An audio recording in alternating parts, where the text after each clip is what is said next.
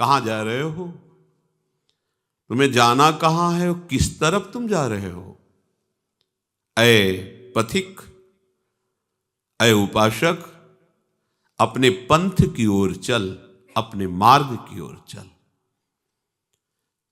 शीघ्र संभल जा, अभी समय है, आगे तुझे समय नहीं मिलेगा।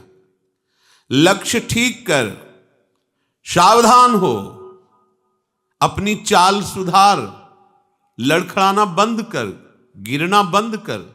विषय आकर्षण से लड़खड़ा कर तो जो गिर रहा है ये ठीक नहीं है। तू भूले हुए मार्ग में क्यों जा रहा है जहां भूल भुलैया ही है? ये संसार ऐसा भूल भुलैया का मार्ग है, आज तक कोई इससे निकल नहीं पाया है। भगवान कृपा करते हैं, निकले हुए संत महात्माओं का जब संग दे देते हैं और हम उनकी आज्ञा के अनुसार चलते हैं तो इस भूल भुलैया में से बचा के वो हमें सही मार्ग, अपने घर का पता बता देते हैं। भूला मार्ग छोड़, सदन निज, अपने भवन की तरफ देख जहां तुझे जाना है। श्रीधाम वृंदावन आए मिले परिवार आपने, ये हमारा घर है, ये हमारे परिवार के हैं, यही हमारे हैं। श्यामा श्याम, श्यामा श्याम का समस्त परिकर धाम हम यहीं के हैं, इन्हीं के हैं। भूल करके भूल भुलैया संसार में भटक गए। तू अपने स्वरूप को भूल गया है पथिक। तू कौन है, किनका है, ये बात भूल गया है और भूल भुलैया में भटकता जा रहा है। किस किस को अपना मान रहा है? ठहर जा, दौड़ना बंद कर। अरे एक क्षण तो पलट कर देख, अपने गृह की तरफ देख। घर के दरवाजे में खड़े घर वाले तेरा स्वागत करने के लिए तैयार। तू पलट तो, भूल भुलैया के मार्ग से हट और अपने घर की तरफ तो देख। क्यों नहीं मुड़ पा रहा? मोह में फंस गया है। ए पत्नी पुत्र परिवार संसार का ऐसा मोह पूछो मत। अपने प्राणों को न्यौछावर करने के लिए तैयार है, मोह नहीं त्याग सकता। मोह त्याग, मुड़, वो मार्ग तेरा नहीं। पकड़ पंथ सूची, ये पावन मार्ग, निर्विघ्न मार्ग, इस पर चल तो अपने घर पहुंच जाएगा। ये सरल स्वभाव से महासुख प्रदान करने वाला भगवत मार्ग है। ये सत्य है। इस झूठे मार्ग में जितना भागते रहोगे संसार की तरफ, शोरगुल ही है, कुछ हाथ नहीं लगेगा। सत्वर, शीघ्रता पूर्वक चल, चुपचाप मौन ग्रहण कर, नाम जप और देख सभी में तेरा प्रीतम विराजमान है। इससे मोह का नाश हो जाएगा। सभी में सभी समय तेरा प्रीतम मुस्कुरा रहा है। सबके हृदय देश में बैठा वो मुनिमन चोर तुम्हारे मन को भी चुरा लेगा। बस तुम मनन करना प्रारंभ कर दो, प्रभु का चिंतन करना प्रारंभ कर दो। जो भी तुम्हारे को अपना लगता है वो प्रभु को समर्पित कर दो। तुदीयम वस्तु गोविंदम तुभ्यमेव समर्पये। मालिक, अभी तक झूठे अभिमान के कारण मैं मानता रहा, मेरे से गलती हो गई। आपकी वस्तु को मैंने अपना मान लिया, मैं अपनी गलती मिटा रहा हूं, आपकी वस्तु आपको दे रहा हूं। तुदीयम वस्तु गोविंदम तुभ्यमेव समर्पये। आपके द्वारा दी हुई वस्तु ईमानदारी से आपको समर्पित कर रहा हूं। ये जो मैंने बेईमानी बीच में कर ली कि मेरा शरीर, मेरी बुद्धि, मेरा धन, मेरा परिवार, प्रभु इस भूल को आपकी कृपा से मिटाकर मैं आपको समर्पित करता हूं। ये सब मया तुभ्यम समर्पये, ये मेरे द्वारा आपको समर्पित है। प्रभु, भ्रम हो गया था कि मैं मालिक हूं। मालिक नहीं प्रभु, मैं आपका सेवक हूं, केवल आपका। जैसे घर में एक प्रबंधक रहता है, ऐसे आपको रहना है। नाथ सकल संपदा तुम्हारी, मैं सेवक समेत सुत नारी।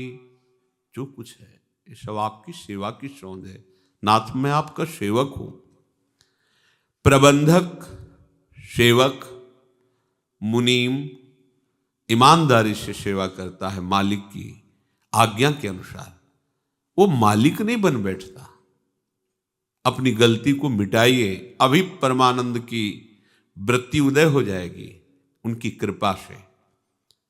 ये आप ऐचाता नहीं, ये मन की चंचलताएं, मन की विवशताएं बहुत विचित्र हैं, नहीं सह पाओगे। सीधे समर्पित करो, उनके हाथ में डोर पकड़ा दो। वो इतने बलवान हैं कि ऐसी लगाम खींचेंगे, सही मार्ग पर घोड़े चलने लगेंगे। बहुत कृपालु हैं, बहुत, कैसे बताएं। वो सच्ची कहते हैं, जो पढ़ा था शास्त्रों में, संतों के जीवन में, वो परम सत्य है, ये वो अनुभव करा देते हैं। परम सत्य, वो कैसे कृपालु हैं, आगे चलकर आपको पता चलेगा। केवल रोते रहोगे, उनकी कृपा को रोते हो इतना प्यार करते हैं प्रभु। अभी लगता है वो दिखाई तो देते नहीं, कहाँ प्यार, कैसा प्यार। वही वो हैं, वही वो हैं, दूसरा नहीं है। वो अनुभव में आ जाएगा। बहुत सी परेशानियां जो आप बोझा ढो रहे हैं, वो इस गलती के कारण कि आप मालिक बन गए हैं।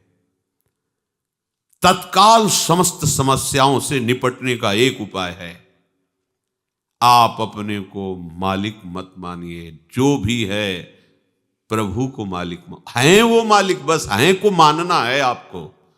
सच्ची मानना समस्त समस्याओं से सुलझने का एकमात्र उपाय।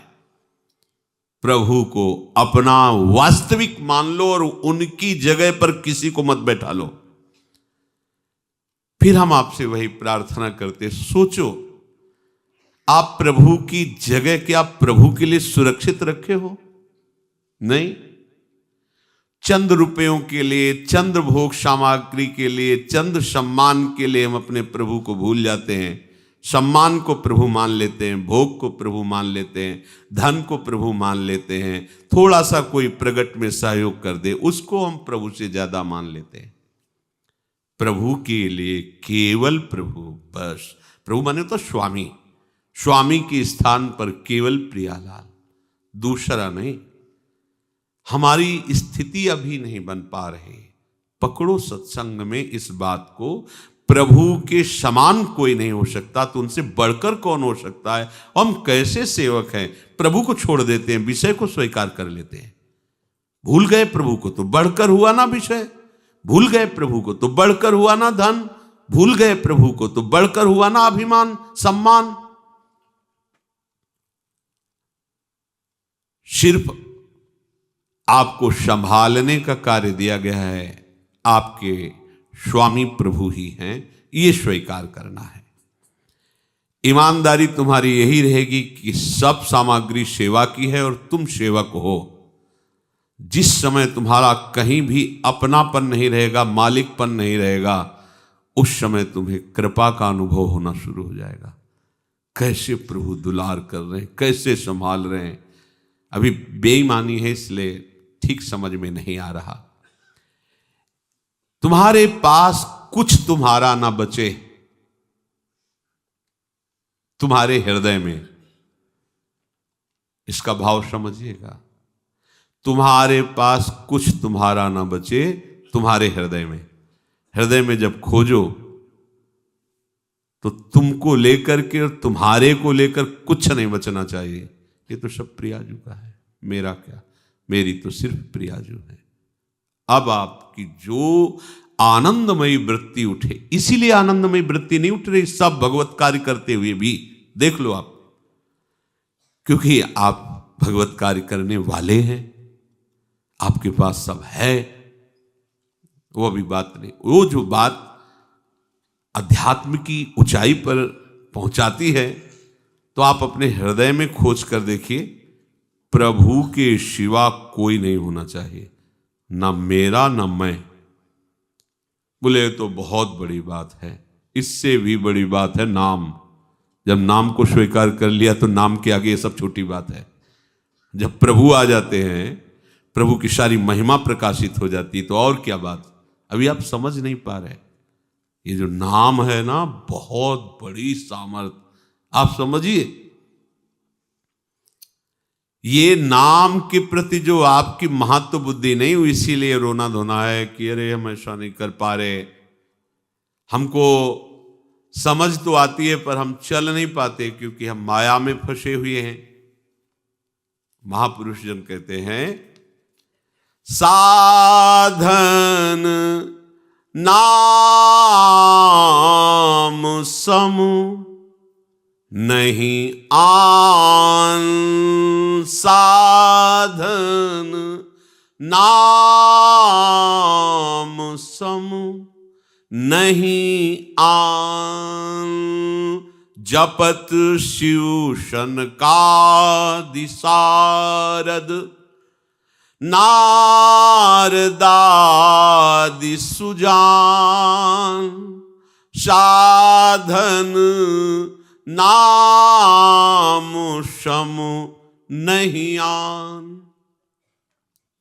ज्ञान समुद्र, वैराग्य की मूर्तिमान स्थिति भगवान शिव में हर समय विराजमान रहती है। उनके जैसा वैरागी कौन होगा और उनके जैसा ज्ञानी कौन होगा। वंदे बोधमयम नित्यम गुरुम शंकर रूपिणम। पर वो क्या करते हैं, निरंतर नाम जपते रहते हैं। शनकादि ब्रह्म स्वरूप हैं, हरि शरणम निरंतर रटते रहते हैं। सबकी बुद्धि को प्रकाशित करने वाली महामहिमामयी सरस्वती जी निरंतर नाम जप करती हैं। और देवर्षि नारद जी तो वीणा में गुणगान करके जीवित ही रहते हैं। उनका जीवन ही है नाम गुणगान करना। इस कलिकाल में जिसके हृदय में बात बैठ गई, समझ लो कि सब कुछ पा गया। आपसे और कोई साधन सफलतापूर्वक हो पाना अब बहुत कठिन है, और जो भी और साधन सफलतापूर्वक होंगे भी तो वो नाम के समान फल प्रदान नहीं कर पाएंगे। जैसे बहुत सी साधनाओं का वर्णन है, योग आदि, ज्ञान, तपस्या, यज्ञ आदि, कैसे हो सकता है। अभी यौवन अवस्था में प्रवेश हुआ है, high blood pressure, low blood pressure, ये वो योग करेगा, वो तपस्या कर पाएगा। कहाँ स्थिति रह गई है, कहाँ है। शरीर का इतना प्यार उदय हो चुका है कि भगवान बहुत लघु लगते हैं, शरीर ही भगवान लग रहा है। कैसे साधना बनेगी। अगर साधन शब्द से जुड़ा जाए तो जो शास्त्रों में साधना लिखी हुई है असंभव सा है। यम नियम संयम प्राणायाम प्रत्याहार ध्यान धारणा समाधि। सोचो कैसे महापुरुषों ने तप किया, कैसे साधनाएं संपन्न की, उनका हृदय तब पवित्र हुआ। और वो सब नाम कर देता सहज में।